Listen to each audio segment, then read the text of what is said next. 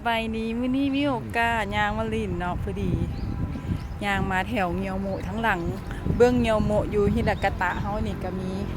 สวนซากุระเนาะย่างไปย่างมา 2-3 ปีแล้วก็บ่เคยได้มาเฮานี่จักเทื่อเนาะพอดีมื้อนี้โอกาสดีมา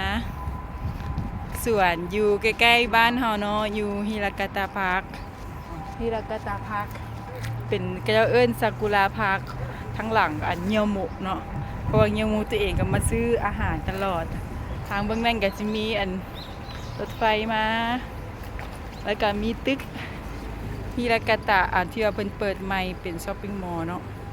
ข้างหลังนี่เนาะแล้วก็ย่างโค้งไปหันกับเมนสวน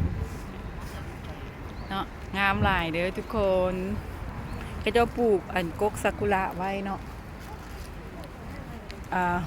ปลูกไว้แล้วก็คนก็มานั่งเป็นสวนสาธารณะเนาะนั่งกินข้าวอยู่นี่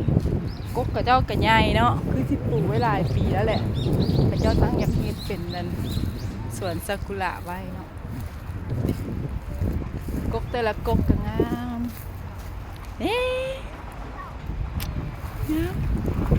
งามเนาะยังบ่ทันได้ผ่านเบิดตัวนี้ต่ำตัวนี้ต่ำดีตัวนี้เด็ต่ำนึงเห็นปะก็ของใหญ่เลยแล้วก็ต่ำเพราะว่าก็เจ้าปลูกอยู่ทั้งลุมเลยเนาะทั้งลุมพุ่นก็มีเนาะทั้งลุมหันเป็นกาแมนเงียวหมูไว้เป็ดพีระเยกเนาะกกนี่ใหญ่แล้วก็งามต่ำดีเนาะมันก็ออกมาเบิดได้งานนี่น้อยนี่งานนี่น้อยออกมานี่แมนช่วงมันบาดเนาะจากหลังจากนั้นจะอีกประมาณทิศนึง2 ที่ก็คือสิเบิร์นี่ตัวนี้ยังจุ่มๆอยู่เห็นบ่เด้ตัวนี้ยังจุ่มอยู่เนาะยังพันบานเบิร์ดเนี่ยตัวนี้ก็ยัง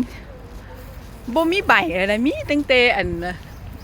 ดอกมาเลยเห็นบ่เพราะว่าหลังจากมันนั่นมันหล่นเบิดแล้วเนาะมันก็จึงสิออกใบได้ซากุระนี่เห็นบ่พอดีว่าสิออกย่างไปซื้อกับจีกินเนาะอยู่ฮิรากาตะอันยูเงียวหมูก็เลยมาเบิ่งสวนซากุระงามHappy day Happy life Love you all Enjoy your life อยู่หันก็มีรถไฟเนาะเพราะว่ามันใกล้สถานีรถไฟของฮิรากาตะนี่เนาะใกล้ๆบ้านข้าพเจ้านั่นแหละย่างมางามงา